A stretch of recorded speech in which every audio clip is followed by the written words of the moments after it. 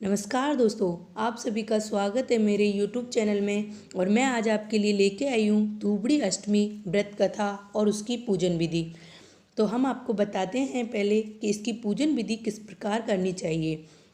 धूबड़ी अष्टमी का व्रत भाद्रपद माह के शुक्ल पक्ष की अष्टमी को मनाया जाता है। पहले दिन रात को चने व मोठ भिगो देते हैं और अगले दिन के लिए थोड़ा खाना भी बचाकर रख लेते हैं। अगले दिन अष्टमी को सुबह सवेरे पीली मिट्टी को भिगो देते हैं और इससे पूजा का विधान औकाद्वास की जैसे ही किया जाता है, लेकिन इसमें बछड़े की जगह पटरे पर 7 बहू बेटे बना लेते हैं। 5 और 7 कुल्हाड़ियाँ भी बनाई जाती हैं। झाड़ू की तिल्लियों का दरवाज़ा बना लेते हैं। चने व मोठ छीलते हुए पहले कहानी सुनी जाती है।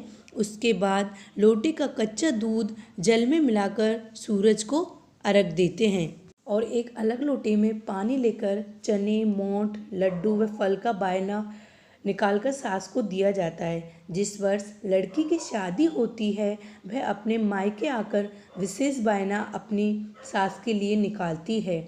यह वायना खास पहला वायना होता है और दूसरा वायना भी निकालते हैं जो हर वर्ष की तरह होता है।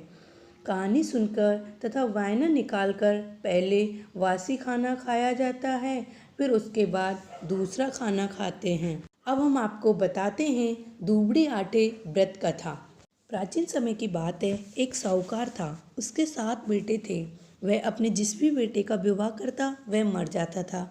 इस तरह उसके 6 बेटे मृत्यु की गोद में चले गए। अब उसका 7वां पुत्र ही बचा था, जिससे वह बहुत दुखी होने लगा कि इसके विवाह के बाद यह भी मर जाएगा। उसके छोटे बेटे के विवाह की चर्चा होने लगी और रिश्ता भी तय हो गया। विवाह की तिथि भी पक्की कर दी गई। लड़के वाले लड़की की शादी में शामिल होने के लिए रिश्तेदार भी आने लगे। उसकी बुआ भी आने लगी तो उसे रास्ते में एक बुढ़िया चक्की पीसती हुई मिली और उसने बुढ़िया से सारी बात कह डाली। उस बात को सुनकर बुढ़िया बोली कि विवाह के दिन घर से बाहर आते हुए ही वह दरवाजे से गिरकर दबकर मर जाएगा। अगर वह बच भी गया तो रास्ते में जहाँ बारात रुकेगी वहाँ पेड़ गिरने से वह मर जाएगा, और अगर यहाँ भी बच गया तो ससुराल में जाने पर वहाँ का दरवाज़ा गिरने से मर जाएगा।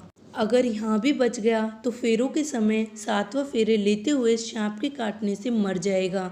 इस पर लड़की की बुआ बोलने कहा, हे माता, इसे बचने का कोई उपाय बताओ। इस पर बुढ़िया बोली कि उपाय तो है पर कठिन है। बुआ ने कहा, आप उपाय तो बताओ, चाहे कठिन ही क्यों ना, पर मैं हर संभव प्रयास करूंगी। अगर प्रयास करने पर भी लड़का नहीं बचता तो उसकी किस्मत है। बुढ़िया ने कहा कि जब बारात लेकर लड़का घर से निकले तब पीछे के दरवाजे तोड़कर वहाँ से निकले, और रास्ते में बारात कहीं भी रुकती है तो पेड़ के नीचे लड़का न ठहरे। जब ससुराल पहुँचे तब पीछे के दरवाजे को फोड़कर ही जयमाला करवाना।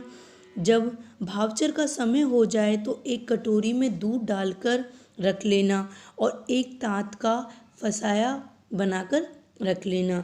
जब सांप दूध पी ले तब उसे फांसी में फांस कर बांध लेना। सांप के बांधने से उसकी पत्नी शर्पणी आएगी उसे छुड़ाने के लिए।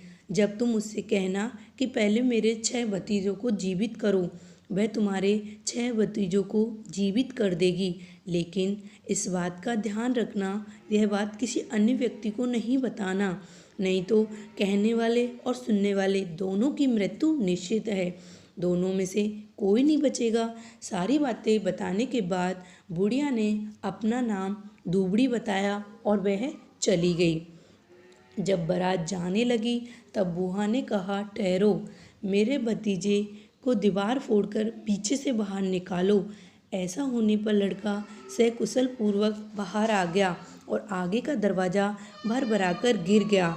तब सब लोग कहने लगे कि बुआ ने तो लड़के को बचा लिया। जब बारात जाने लगी तो बुआ भी बारात के साथ चलने लगी। तब सभी ने बुआ को रोकना चाहा कि औरतें बारात में नहीं आती हैं, लेकिन बुआ ने एक भी नहीं सुनी और वह बारात के साथ चल दी। बारात रास्ते में एक पेड़ के नीचे रुकने लगी। तब बुआ ने कहा, बारात को रोको और लड़के को पेड़ के नीचे खड़े होने की बजाय धूप में खड़ा कर दिया जाए। लड़के की धूप में खड़ा होते ही पेड़ भी गिर गया। यह देखकर सब बाराती बुआ की प्रशंसा करने लगे। अब पूरी बारात बुआ की समझदारी को कायल हो गई। किसी ने फिर बुआ का विरोध नहीं किया। जब बारात लड़के के ससुराल पहुंची तब बुआ ने लड़के व बारात को पीछे के दरवाजे से भीतर प्रवेश करवाया। उसके बाद आगे का दरवाज़ा गिर गया। इस पर सभी हैरान थे कि यह सभी बातें बुआ को कैसे पता चली। जब लड़के की भंवरे पड़ने की बातें आई तो बुआ ने पहले ही एक कटोरी में कच्चा दूध लेकर रख लिया था और तात का एक फांसा भी पास में रख लिया। जब लड़के की 7वीं भंवर पड़ने का समय हुआ तभी सांप भी आ गया। सांप को देखते ही बुआ ने उसको आगे दूध की कटोरी रख दी। जब सांप दूध पीने लगा तो बुआ ने उसे तात के फांसे में फंसाकर बांध लिया। जब सर्पनी आई तो बुआ ने भतीजों को जिंदा करने की बात कही तो उसने वैसा ही किया और सांप को लेकर चली गई। अब साहूकार के सभी बेटे जीवित थे। बारात कुशलतापूर्वक वापस आ गई। साहूकार के बेटे को जीवित करने वाली इस बुढ़िया का नाम दुबड़ी आटे पड़ गया। कहानी सुनने पर सभी को कहना चाहिए कि हे दुबड़ी माता, जैसे आपने साहूकार के बेटों को जीवित किया वैसे ही आप सभी की रक्षा करना।